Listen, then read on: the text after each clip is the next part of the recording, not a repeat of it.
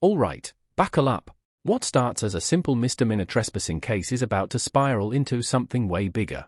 A routine pre-trial, a frustrated defendant, and a judge who is not in the mood for chaos. Watch how fast this goes from paperwork to prison time. Public Defender Lauren Perny on behalf of Mr. Jerel. Please state your name. Daryl Jerel. Okay. And where are we on his case? Your Honor, we have not had contact prior to today. I think the number we have for you I don't have a phone. So whoever gave you a number, it was invalid. Okay. So I'll need to figure out a way to get in touch with him so we can go over the case together. If I give you my number. What is? You have a P.O. box? I don't have a phone. I have a line of center. Use a P.O. box, I think. Okay. Do you have an email address? No. I'm on his radar. Use electronics. All right. So you guys are going to be trying to figure out a way to get to make contact with each other, right? So Yeah. okay. So the reason I say that is let me just do this. Let me give you a little bit of time so that I'm going to turn this out to September 4th, 2024, 9 a.m. What's the holdup? Quick pause. This isn't the trial. Nobody's deciding guilt today. The judge is literally trying to make sure the defendant and his lawyer can actually communicate. That's it. But listen carefully. Frustration is building, and one wrong move in a courtroom can explode instantly. It's trespassing. Pardon? I don't understand what the holdup is. It's trespassing. What do you mean what the holdup is? This is it's an arraignment, right? Or a preliminary exam? No. You're not charged with a felony, so it's not a preliminary examination. Right. You were arraigned in this on July 24th. Mhm. They set this date. Your attorney hasn't been able to talk to you about the cases at all. Okay. So I'm trying to I can set it for 2 weeks out, Yeah, but the problem, I'm tired of the state. I'm ready to leave this state as soon as possible. It's trespassing. I could technically leave and you guys could issue a warrant as long as I don't return. You can kiss my ass. This is you know what? No. I'm going to tell you what. You don't come in. You don't. Okay. That's contempt. That's 93. Keep going. That's another 93. That's another 93. And there it is. Nuclear. Every insult, every interruption, that's a separate act of contempt. In Michigan, each one can mean up to 93 days. Stack them together and a bad attitude just turned into over a year in jail. Was the judge too harsh, or did the defendant push him there? Tell me in the comments. Another 93. That's another 93. That's 6 93s consecutive. Call the cases of the people versus Daryl Jerel. Ron Brown appearing on behalf of Daryl Jerel, Your Honor. Good afternoon, Your Honor. Daryl Jerel. Defense counsel has filed an emergency motion to attempt to purge the contempt in this matter. You have. And I first give the floor to my client. Pardon? Giving my client the floor. Your Honor, there's no excuse for what I done, man. I lost my composure and I directed my frustrations at you. I apologize for being disrespectful to you and your court and wasting time, the people. Hopefully you accept my apology and reconsideration of the time you've sentenced me to. Thank you. Your Honor, we have referred him to our aimed social work division to help him work through in some of the personal issues that he's going through that culminated in his outburst in court. You've been a judge for a very long time, set a very high bar for people as they appear before you. I think we communicate differently. Some people, even though it's socially inappropriate, use profanity, and profanity can be used as an attention getter. And I think it got the court's attention, but he's in need of service. Oh, he did. He's in need of services, Your Honor. He's in need of services, and we're trying to sort through a plan to present to the court. If you would accept his humble apology to help him move the cases forward. Anything from the people? Well, Your Honor, we were all present for it. I had a chance to review the video. It's actually worse than what the court noted. Right? I'm sure the court's has seen the video, but it was worse than what the court knows. I will leave it to the discretion of the court, but if there's going to be a modification or of the sentence imposed by the court, I would certainly like there to be a plan in place for Mr. Jerel. Mr. Jerel, what was going on with you? Well, there's a lot of issues that I'm under currently. One, I'm unemployed. I can't obtain a driver's license. Without those, it's hard to provide for yourself.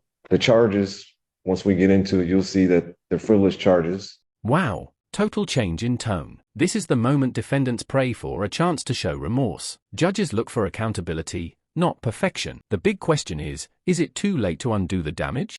They should have never been brought to the court's attention. They're minute trespassings that aren't even trespassing. I used an easement for one, and the other one should have been dismissed. Just frustrations, man. There's no excuse for what I've done. You wanted an in-depth look. I shared some things. I mean, it falls on me, man. No, it does. He realizes that this case, many other people are watching, and how the court handles it. We're hopeful that others won't use this as an example to act out as well. Well, but from the very beginning, the one thing that, as Mr. Brown correctly points out, I've been doing this a minute. And, Mr. Jerel, you were in my court, and I watched you because you were sitting in the back. And you were sort of a dichotomy of things for me. Because as you sat back in the back of the courtroom, you sat there very respectful. You had your ball cap on. You came through, you took your ball cap off. You sat in that back row, just patient as all could be. When you came up, you again, initially it was fine. You were maybe upset by the charges, but a lot of people are like that. Right. It was going fine, and I could overhear, just so that you understand what I was trying to do, I overheard, as you were talking to your attorney, that you didn't have a phone. Right. You didn't have email. And more than anything in the world, I was worried that you weren't going to be able to have adequate time. I would have just normally set it 2 weeks out, then whatever. And I was trying to give more time, not to delay it, but to try to make sure that if you had to get in touch with Ms. Pirney by letter, you guys had to do that or do whatever. Yeah. See, I was thinking that there be time for that to happen.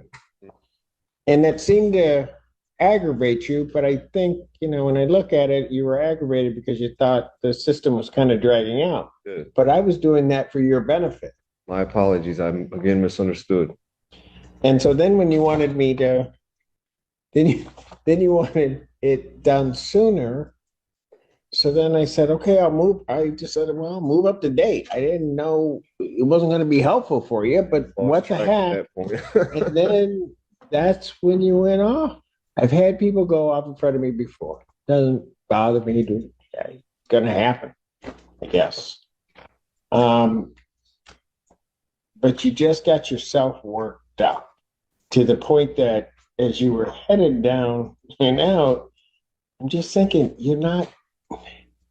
I don't know why you want to battle. It's a battle you can't win. Right. Silly me. Yeah, silly, stupid. There's a lot of words. Maybe start with that because it didn't make any sense. No, not at all. You're right, man. And I'm going to tell you something. And I'm not saying this to embarrass you because you're in good hands with the folks at the public defender's office. You need a break, right? Yes, sir. You need something to go in your direction. Yes. Yeah. And it seems everything, you can correct me if I'm wrong, everything you had been doing, none of it was quite working out. Trying to get rid of stuff. This was one of the things you wanted it done and gotten rid of so you could try to move on to that next thing. Absolutely. And I'm not saying this again, I'm not saying this to embarrass you, but sometimes things get tough. You get yourself wound up. You get to a point, and then for a brief moment you regret it. You're not sure where to head. Am I right? Yeah, sometimes. And I think even that day, for a brief moment, you regretted what had happened. Absolutely. As soon as I said it, but I was fueled. And it's because when you got back there and all of a sudden that door shut behind you and locked up, you realized something. Oh man. Yeah. And as it was described to me, right or wrong, you were sort of laying there on the floor crying. Wrong. I was sorrowful. Look, I may or may not have. no, I don't listen, recall. just listen. There's no embarrassment. Mhm. There's not. I got it reported to me Right. because I was worried about you. I Okay. didn't. Nobody was trying to say to embarrass you or do anything. You had gotten yourself to a certain point. Something got out of control. You took a circumstance that was kind of bad, made it even worse. Now you have to figure out how to get out of that. Right. Absolutely. Yeah, for sure. Okay. You had left here that day. You don't have a place to stay, do you? No, I'm currently homeless. Yeah. The Delana Center. Pardon? The Delana Center. But are you there most of the time? They have a waiting list period. Yeah. So as long as you continue to check in, I think they do a triage to know that you're interested in a room there. They'll continue to screen you, and when one comes available, they'll offer it for housing.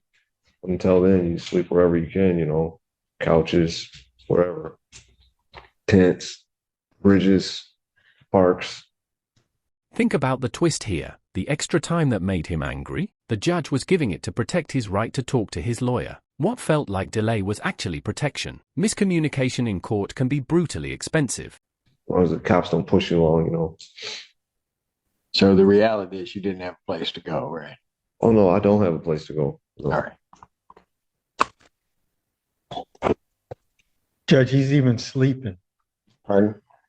He was sleep deprived. He's sleeping. He's got a roof over his I probably head. was sleep deprived a little bit too. Man, I couldn't stop falling asleep. Did you notice that? Couldn't, man. I just thought it was my relaxing voice and personality. Mr. Jerel, and actually today, you look a whole lot better than you did that day. Thank you. I feel better too. Before you came in, when was the last time you ate? I ate probably the day before. So you hadn't eaten that whole day. No. I actually went to eat, but I didn't have enough time to jump on the bus and come back, so I skipped it. I think I may have had some donuts for breakfast, though. Okay. I think I may have. What do you think I would do with you after what you did? You can do anything you want with me, Your Honor. Oh, I know I can. What I would like you to do for me is to let me go, and we'll have continued scheduling of the September 4th date. And you'll see that I've told you the truth about the charges that are pending. They'll probably even get thrown out by then. Pardon? Once the prosecutor reviews them, they should probably get thrown out. Well, probably you're about to try to make another mistake. And that is you're trying to practice law, even though it's about your case and you don't have a law degree. Why don't you leave it to the experts that are around you? And, Yeah. sounds good. I think he's suggesting that you suspend or hang it over his head. Contempt, if not purge, Your Honor. I can't just let you walk away from it. What you did is, so that you understand, this really isn't about you or me. It's about you, Yeah. but it isn't about me. You can say all those things you want, but the one thing in the past 25 years, I will tell you, I do not let people just disrespect this institution and walk away. Right. It won't happen with me, and I'm sure Mr. Brown has told you that. I just don't. Okay. I understand, however, and balance that against sort of where you are and what you're trying to do. So we're currently set for... This is huge. The judge just pulled the emergency brake from 558 days down to 93, with most of it hanging over his head. Translation: one more blow up and the hammer drops again. Redemption arc, or round 2. What would you do in his position? September 4th. at 9 a.m. What I'm going to do regarding the contempt, I'm going to work it this way. I will grant to a certain extent the motion, and I'm going to reformulate the 558 days that you talked yourself into.